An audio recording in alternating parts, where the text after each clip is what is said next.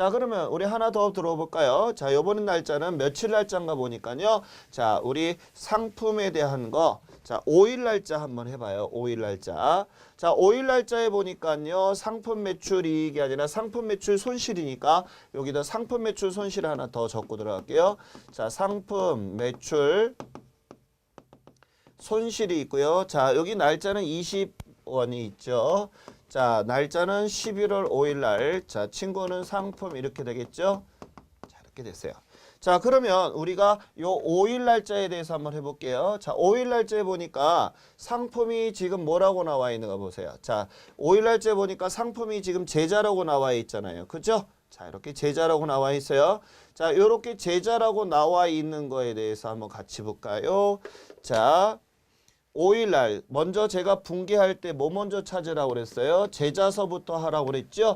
자, 대변에서 보내면 차변에서 받는다. 차변의 제자 500원. 친구는 누구라고 쓴다? 상품하고 500원. 이렇게 적고 나서 시작을 하라는 얘기예요. 그러면 분명히 차변에는 두 친구가 이상이 나온다는 개념이고요. 그 다음에 대변에는 상품이라는 거예요. 그럼 한번 같이 보겠습니다. 자, 우리 5일 날짜 찾아야 되잖아요. 5일 날짜. 그럼 5일 날짜에 보니까 우리 외상매출금 계정도 없네요. 그럼 여기다 외상매출금 계정도 적어보겠습니다. 자, 외상매출금. 자, 외상매출금 차변에 11월 5일 날 보니까 480원 나와 있고요. 친구는 누구란다? 상품 이렇게 되겠죠. 그럼 우리가 5일 날짜에 해당하는 날짜를 찾아보니까 외상매출금 계정 차변에 나와 있어요. 같이 찾아볼까요? 자, 차변에서 보내면 어떻게 한다고 했어요? 대변에서 받는다. 대변의 상품. 자, 얼마를 480원 하고 차변에는 뭐라고 적는다? 외상매출금 이렇게 되겠죠. 금액은 얼마? 480원 이렇게 되겠고. 그 다음에 5일 날짜에 보니까 상품 매출 손실 여기 또 나와 있죠. 자, 차변에서 보내면 대변에서 받는다. 대변의 상품 얼마예요? 20원 하고 친구는 누구라 쓴다? 상품 매출 손실하고 얼마예요? 20원 이렇게 됐단 말이에요. 이래서 어떻게 된다? 같은 상품끼리는 묶으니까 500원이라고 쓰면 되겠죠. 하고 외상매출금 상품매출 손실 어떻습니까? 5일 날짜에 거래하고 일치한다 안 한다? 한다는 것을 좀 알아두시기 바라겠습니다. 자, 이래서 우리가 이제 상품에 대한 거 우리가 계정의 전기도 해보고 그 다음에 그 전기한 것을 다시 역추적해서 우리가 하는 것을 연습을 해봤습니다. 그러면 이제 요거에까지 우리가 이제 분계하고요. 거래가 생기면 분계하고 그 다음에 분계한 것을 전기한 다음에 요번에는요. 우리가 시산표에 대해서 한번 배워보도록 하겠습니다. 자, 우리 시산표는 무엇인지 한번 볼까요?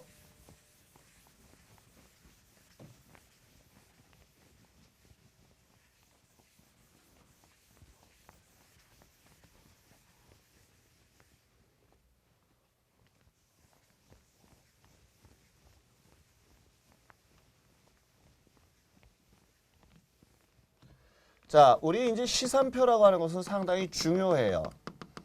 자, 이 시산표는 우리가 복식부기를 대표하는 자료라고 볼 수가 있어요. 이래서 우리가 이 복식부기라고 하는 것은 앞전에도 말씀드렸지만 우리가 뭐에 대해서 자기 검증 기능이라는 기능이 있어요. 자, 이 자기 검증 기능이라고 하는 것은 바로 대차 평균의 원리를 가장 잘 설명한 자료라고 볼 수가 있겠습니다. 그래서 우리가 이 시산표는 우리가 뭐라고 하느냐면요. 계정들을 다 모아놓은 표다. 그래서 이것을 우리는 계정 집계표라고 해요. 이 계정 집계표라고 하는 집자라고 하는 것은 모을 집자를 써서 이런 T자 계정들을 우리가 다 한꺼번에 모아서 만든 표다라고 해서 우리가 계정집계표라고 하는 것입니다. 그럼 이때 우리가 계정집계표에 대해서 잠깐 보는데요. 이런 것입니다. 자, 우리가 거래가 생겨서 분기하고 분기한 것을 전기했는데요. 이런 T자 계정 하나하나는 전부 다가 우리 문방구에서 보면 검은색 장부로 된 거 있잖아요. 그 장부 한 권하고 똑같아요. 그럼 거래 이 회사에서 계정 과목이 100개라고 하게 된다면 어때요? 장부가 100건 정도가 들어간다는 얘기입니다. 그러면 사장님이 거래 전체에 대해서 보고 싶다라고 했단 말이에요. 그럼 어때요? 100건을 들고서 네가 봐라 이렇게 하게 되면 아마도 그 사람은 다음날 책상이 비어질 것입니다. 그럼 어떻게 돼요? 거래 전체를 뭔가 좀 보여줘야 되잖아요. 그래서 우리가 계정들을 모아서 하나의 표로 만든 것을 우리는 뭐라고 하느냐 하면요. 시산표라고 하는 거예요. 그래서 이 시산표는요. 어떤 자료가 들어가냐면요. 재무상태표의 식구와 그 다음에 포괄손익계산서의 식구를 다 포함하고서 작성되는 것을 우리는 시산표라고 하는 것입니다. 그래서 우리가 이제 이 시산표에 대해서 우리가 다음 시간에는 작성하는 것을 잠깐 맛을 볼 텐데요. 이 시산표의 기본 개념만 잠깐만 설명해 보겠습니다. 먼저 우리 시산표의 종류는요. 우리가 세 가지가 있어요. 첫 번째는 합계액만 적었다 해서 우리가 합계 시산표라고 해요. 그 다음에 두 번째는 잔액만 적었다 해서 우리는 잔액 시산표라고 하고요. 그 다음에 또 세 번째는요. 뭐가 있냐면요. 자, 두 가지 다 적었다 해서 이것을 뭐라고 한다? 합계 잔액 시산표라고 하고 있습니다. 이래서 우리가 합계액을 적으면 합계시산표, 잔액을 적으면 잔액시산표, 두 가지 다 적으면 합계잔액시산표라고 해요. 그래서 우리 시산표의 종류는 이렇게 생겼어요. 예를 들어서 볼까요? 자, 현금 계정이 있습니다. 자, 현금이 차변에 1,000원, 그 다음에 대변에 400원 이렇게 있다는 것은 현금은 자산이잖아요. 자산의 증가는 차변, 감소는 대변. 그러면 현금은 얼마를 1,000원을 받아서 얼마가 나갔다는 얘기일까요? 400원이 나갔다는 뜻입니다. 그러면 이런 계정들이 무한히 많을 거 아니에요. 이 회사에. 그렇죠? 자, 이런 것 등을 우리가 보기 좋게 표로 만들었다고 그랬죠? 자, 우리 시산표에 대해서 잠깐만 볼게요. 자, 시산표에 대한 것은 이런 식으로 되어 있어요. 그래서 여기는 계정 과목이 들어가고요. 그 다음에 여기는 원면 번호가 들어가요. 자, 원면 번호라고 하는 것은 무슨 얘기냐면 요 번호를 얘기하는 건데요. 자, 여기 번호는 빠른 순서대로 들어가요. 그래서 현금이 가장 먼저 들어가죠. 그래서 우리가 시산표를 작성해 봅니다. 자, 우리 왼쪽을 뭐라고 하죠? 차변이라 하고 오른쪽을 대변이라 하잖아요. 이렇게 돼요. 그래서 우리가 어떻게 들어가냐면요. 차변에는 합계액만 적어보자 이렇게 돼 있어요. 그러면 우리 현금 계정에 보니까 차변의 합계 금액이 얼마가 있어요? 1,000원. 그 다음에 대변의 합계가 얼마가 있어요? 400원 이렇게 있죠. 이렇게 합계액을 적어놓으니까 장부를 갖다가 안 적더라도 이게 100건이다 하면 100개의 번호까지를 적더라도 이 하나의 표로 다 볼 수가 있다 없다? 있다. 현금이 1,000원 들어와서 얼마가 나갔다? 400원 나갔구나 하는 것을 알 수가 있다는 얘기입니다. 그런데 이렇게 합계액만 적다 보니까 잔액이 얼마 남았는지 또 계산해야 된단 말이에요. 지금 제가 1,000원, 400원 썼으니까 숫자가 간단 명료하니까 600원 이렇게 하지만 회사에서는 이런 숫자가 안 나오겠죠. 그러니까 일일이 계산하는 게 벅차서 우리 그러면 잔액도 같이 적자. 그래서 우리가 잔액을 이렇게 적었어요. 그러면 합계액 1,000원에서 400원 빼주니까 얼마? 600원이라고 잔액이 남았잖아요. 그러면 이렇게 합계액을 적으면 합계시산표, 잔액만 적었다 하면 잔액시산표, 두 가지 다 적으면 뭐라 한다? 이것을 합계잔액시산표라고 하는 것입니다. 자, 이렇게 해서 우리가 이제 적었어요. 그래서 다음 시간에는 이 시산표에 대해서 배울 것이고요. 그러면 이제 이번에 시산표에 관련된 내용들을 조금만 보도록 하겠습니다. 자, 우리 이렇게 시산표의 종류는 몇 가지가 있다고요? 세 가지 종목이 있습니다. 자, 그러면 이제 우리가 시산표에 대해서 보게 되면요. 시산표는 어떻게 구성으로 되어 있는가 하는 등식이 상당히 중요하거든요. 우리 시산표를 잠깐만 볼까요? 우리 시산표는 이렇게 계정식으로 보도록 할게요.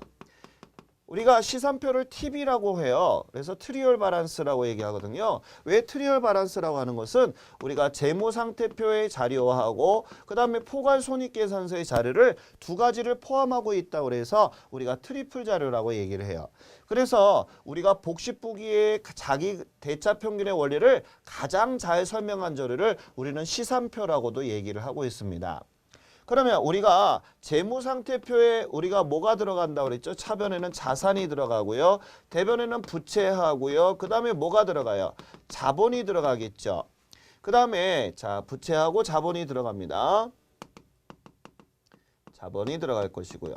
그 다음에 우리가 또 뭐가 들어가죠? 자, 포괄손익계산서의 손익계산서는 차변에 비용이 들어갈 것이고 대변에는 수익이 들어갈 것입니다. 이런 표를 다 포함하고 있는 것을 우리는 뭐라고 한다? 시산표라고 하는 것입니다.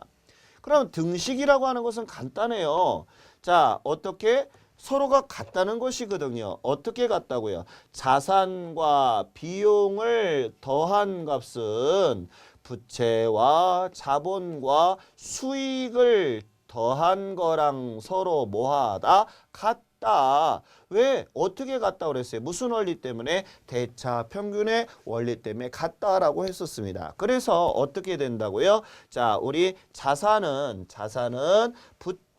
플러스 비용과 부채 자본 수익과 같더라 이렇게 됐는데 중요한 것은 이 시산표의 자료는 언제 시점으로 작성하느냐 이런 얘기입니다.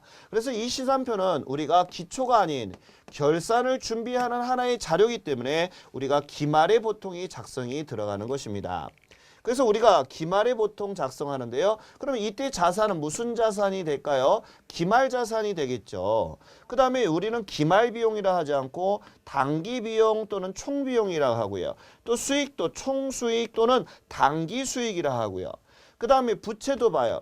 기말 부채가 들어가는데 이때 주의하실 게 있어요. 가장 주의하실 게 뭐가 있느냐면요. 자본이라는 것입니다. 자본. 왜 자본이 중요한 거냐 하면요. 여기 보시게 되면 이래요. 자, 여기 수익과 비용에서요. 수익이 크면 단기 순이익이 생기는 거고요.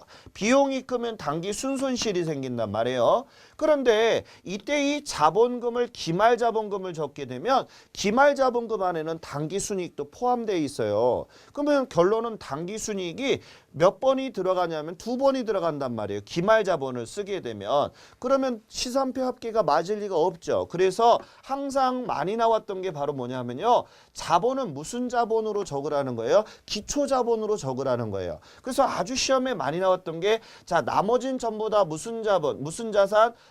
기말 자산, 기말 부채, 하지만 이거 무슨 자본? 기초 자본으로 들어간다는 사실을 꼭 기억하시고요. 이래서 요거를 좀 더 세분화하는 것을 우리는 잉여금 구분의 원칙에 의해서 이것을 우리가 자본 잉여금과 그 다음에 이익 잉여금으로 구분을 줬어요. 그래서 우리가 이익 잉여금 안에는 단기 순이익도 포함을 하거든요. 그래서 이 이익 잉여금은 기초 이익 잉여금이에요. 그래서 우리가 등식을 잠깐만 보게 되면은요. 자, 기말 자산은 플러스 총 비용은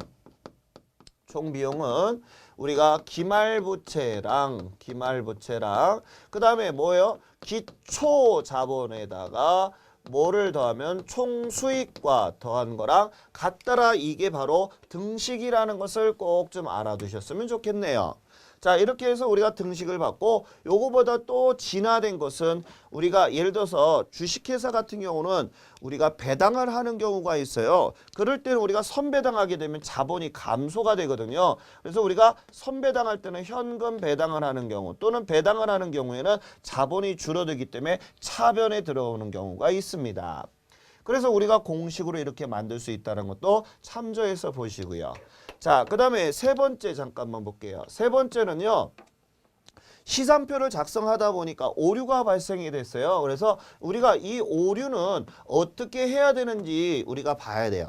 그럼 오류를 찾는 순서를 우리가 알아야 되는데요.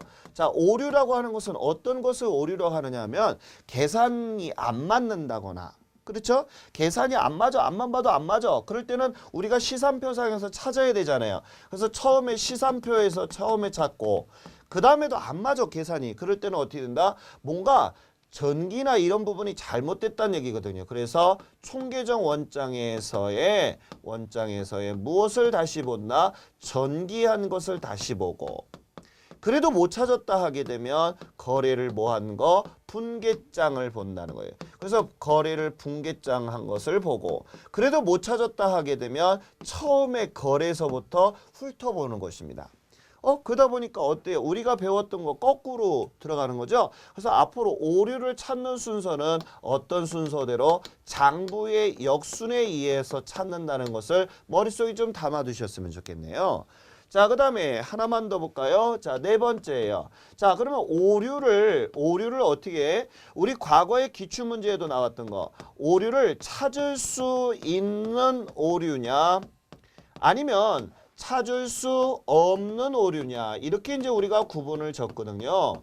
그래서 찾을 수 있는 오류는 계산이 잘못됐다거나 또는 한쪽이나 한 변이 잘못됐다거나 이런 것들이 있어요. 한쪽은 차변이면 차변, 대변이면 대변 이런 얘기예요. 한 변, 그 말인데요. 이렇게 누락이 되거나 전기가 되거나 또는 분개한 것이 잘못된 것들은 찾을 수 있는 것입니다. 그런데 찾을 수 없는 것은요. 양쪽 또는 양변 이런 얘기입니다.